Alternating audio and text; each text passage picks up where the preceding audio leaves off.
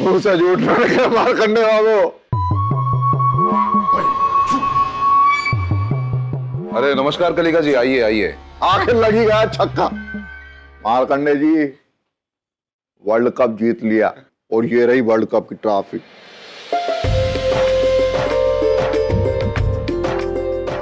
मुंह से झूठ ना निकले, सालों का इंतजार, आज दिन वो भगवान ने दिखाई दिया आपको। हमारी मुबारकबाद स्वीकार करें आप दादा बन गए। आइए यहाँ आइए। बहुत बहुत शुक्रिया जी। समदम जी आपको भी। हाँ? सारे परिवार को हमारी तरफ से भी बहुत बहुत मुबारक। कैसी हो बेटा? ठीक हूँ माँ। भगवान का लाख लाख शुक्र है जिसने हमारी प्रार्थना सुन ली। अच्छा बेटा। अरे वाह, दिखाओ दिखाओ, बहुत प्यारा बच्चा है, किसी की नजर ना लगे।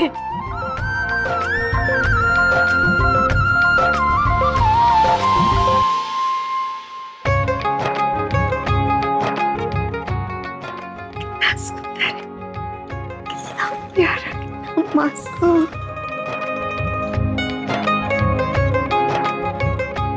देखो ना माँ, कितना प्यारा है ना, बिल्कुल राजकुमार जैसा।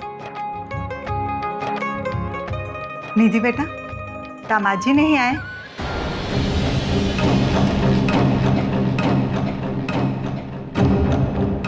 जी वो अरे मुंह से झूठ ना निकले। बहू, हमारी गोद में तो दो जरा हमारे नाती को, हमारे नाती को देखे, अरे नाती को देखे। अरे ले ले ले ले ले, गुलू गुलू गुलू। मुंह से झूठ ना निकले मारकंडे बाबू, आप चाहे कुछ भी कहा है, हमारी सुरभि आपके परिवार के लिए बड़ी शुभ रही है। आपके बुझते हुए वंश को उसने, हमारी सुरभि ने रोशन कर दिया।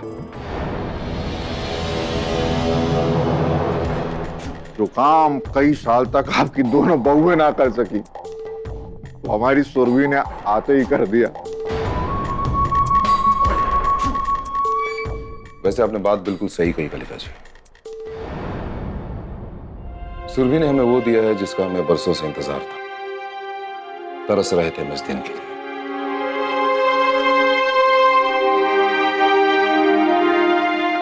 लेकिन एक बात भी सच है कि हमारी बेटी रत्ना ने आपको निराश नहीं किया कलिका जी। आपको भी अपना वंश आगे बढ़ाने वाला वारिस दिया।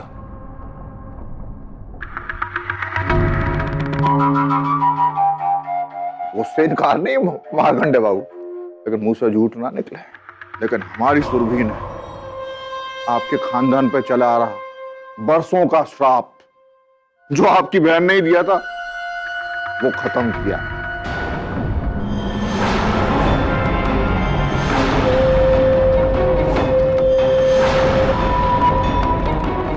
और ये काम आपके वंश में आज तक कोई कर नहीं पाया।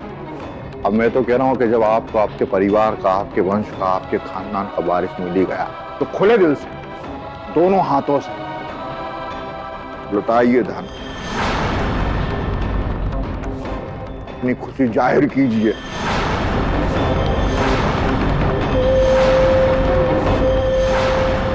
तो उस खुशी में हमें भी शामिल कीजिए। हाँ?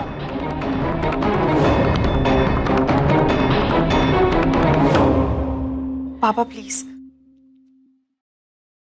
आप बाबूजी के सामने अपनी कोई मांग मत रख दीजिएगा।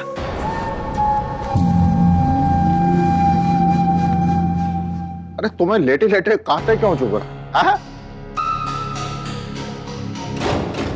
जब मारकंडे बाबू को कोई एतराज नहीं हो रहा, तो तुम अपना खून क्यों बेकार में जला रही हो?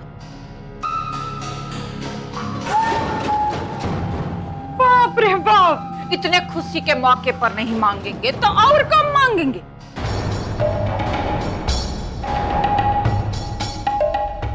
और रिश्तेदार होते किस लिए हैं? खुशी बांटने के लिए ना। और आज तो हमारे भैया का हक बनता है। अरे जब रकिया पैदा हुआ था ना, तो रकिया के पप्पा ने पूरा गांव लुटा दिया था। आज रकिया के पप्पा जिंदा होते। मुंह से झूठ रहा निकले, तू शांत रहे यार, चुप रहे। रकिया के पापा होते तो लुटाते। हाँ, और फिर तुम्हारे पति की कहानी किससे कभी फुर्सत में सुनेंगे।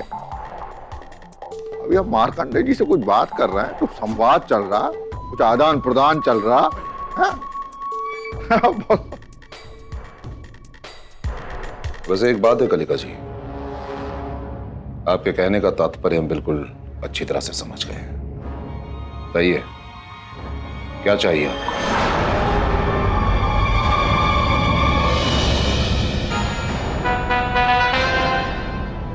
अरे मुझसे झूठ ना निकले मार्कंडे बाबू, मुझे थोड़ी कुछ चाहिए। सम्राट के भविष्य का ख्याल आता है तो कुछ मांगने की इच्छा हो जाती है, कुछ कह देता हूं।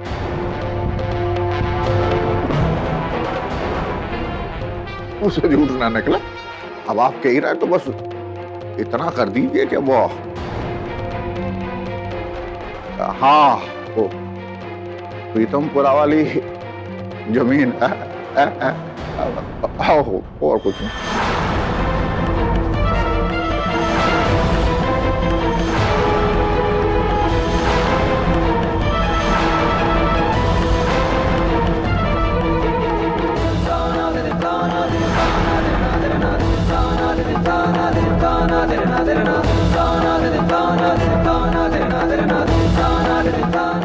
दी, वो जमीन आज और अभी से आपकी हुई कलिका जी।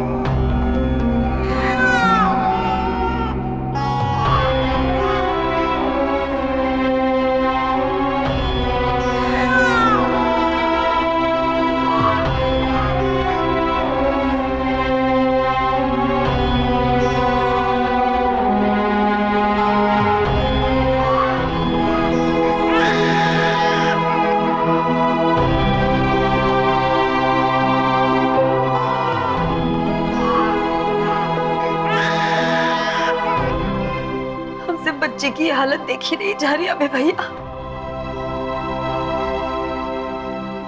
हम आपसे कुछ कहना चाहते हैं, आप कृपा करके हमको गलत मत समझिएगा। हमें लगता है कि आपकी बच्ची सुरभि दीदी के पास ही जी सकती है। हमने दो लड़कियों को पाला पोसा है अबे भैया। बच्चे कुछ समझते हो या ना समझते हो, लेकिन उन्हें अपनी माँ के पास दूर होने का एहसास होता है। माँ के सीने से लगकर तो बीमार से बीमार बच्चे भी ठीक हो जाते हैं। यहाँ तक कि 7 महीने के पैदा हुए बच्चे भी माँ की ममता मिलने से जी उठते हैं। तो हमारी लाडो रानी था।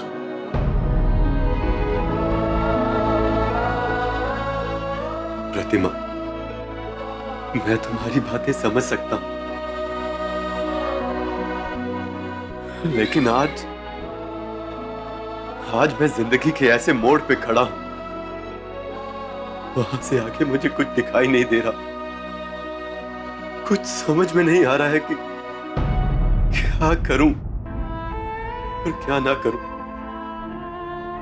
अरे एक तरफ मेरी पत्नी है और एक तरफ मेरी अपनी बच्ची। जब मैं सुरभि के बारे में सोचता हूं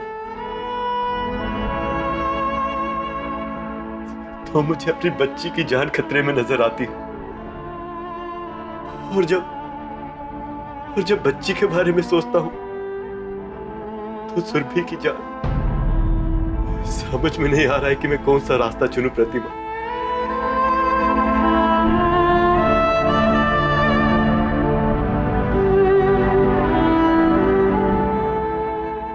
अब तुम ही बताओ, किसकी जान बचाऊं मैं? हाँ, सुरभि की या अपनी बच्ची की, किसको बचाओ इनमें से?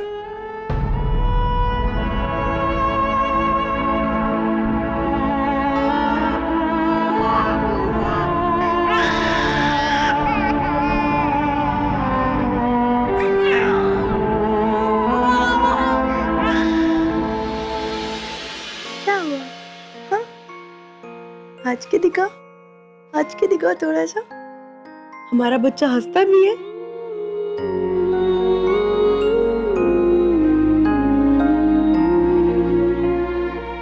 हाँ, इतनी जोर से अपनी मम्मा को पहचानने लगा। हम आपकी मम्मा है। ओह, तो क्यूट है। अब प्रतिमा की बच्ची कैसी है? वो ठीक तो है ना?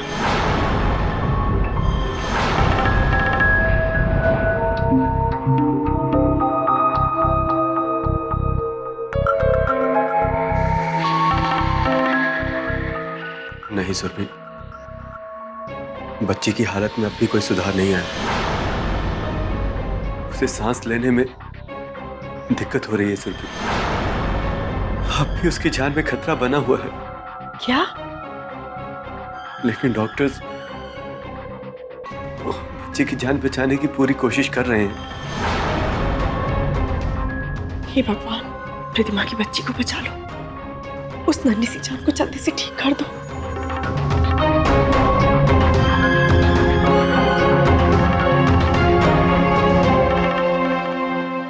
सुरभि, एक बात पूछूं? अगर एक आदमी कोई ऐसी परिस्थिति में फंस जाए जहां वो या तो अपनी पत्नी या तो अपने बच्चे को बचा सकता हो, तुम्हारे ख्याल से उसे किसे बचाना चाहिए? पर अबे, तुम इतना अजीब सवाल क्यों पूछ रहे हो?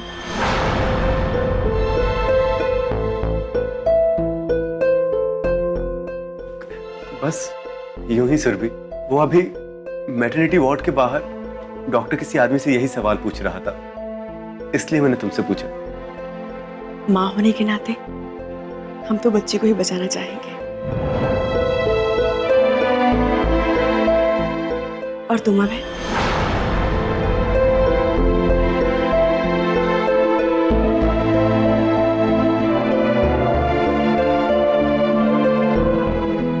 अगर माँ तुम्हारे जैसी हो सुरभि, तो मैं माँ को बचाऊंगा। नहीं अभय, अगर जिंदगी में कभी भी ऐसा मौका आए और तुमने हमारे बच्चे की जगह हमें चुना, तो हम जिंदगी में कभी तुम्हें माफ नहीं कर पाएंगे।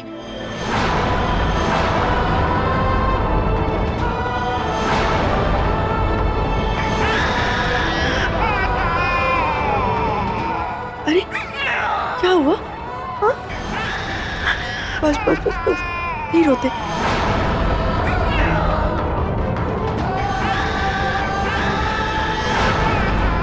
अरे ये बच्चा क्यों रो रहा है? पता नहीं सिस्टर, अपने आप रोने लगा। चुप हो जाओ।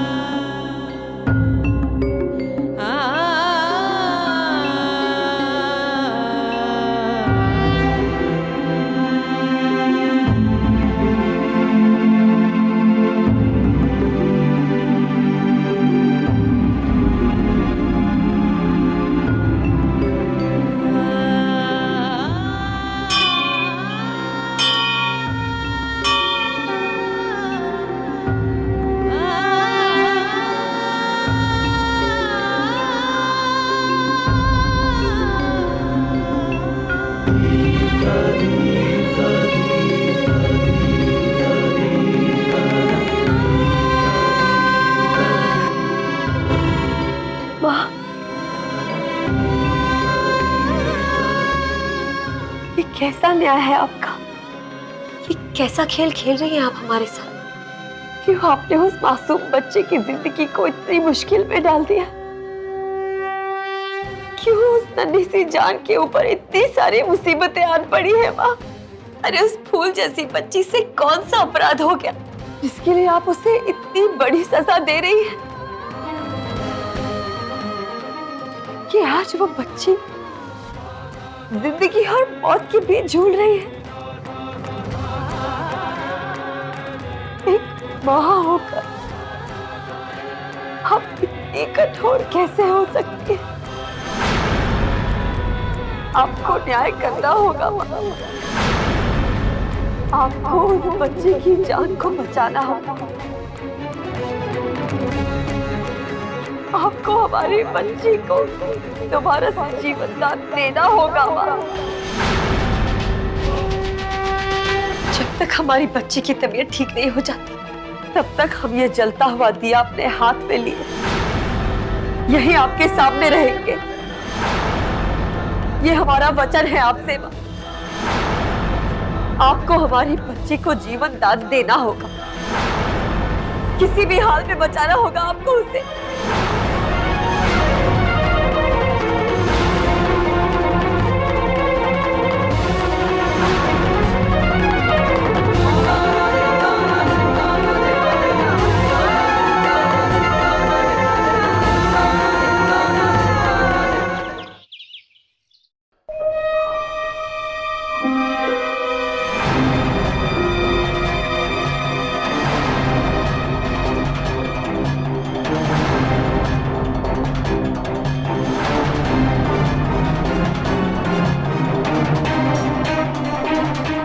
बच्ची कहाँ गई?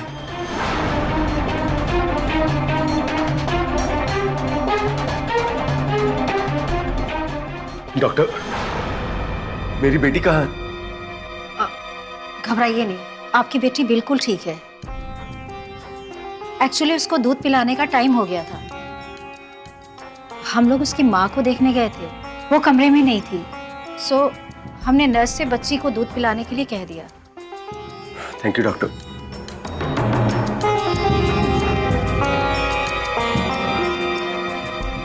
ये प्रतिमा कहाँ चली गई?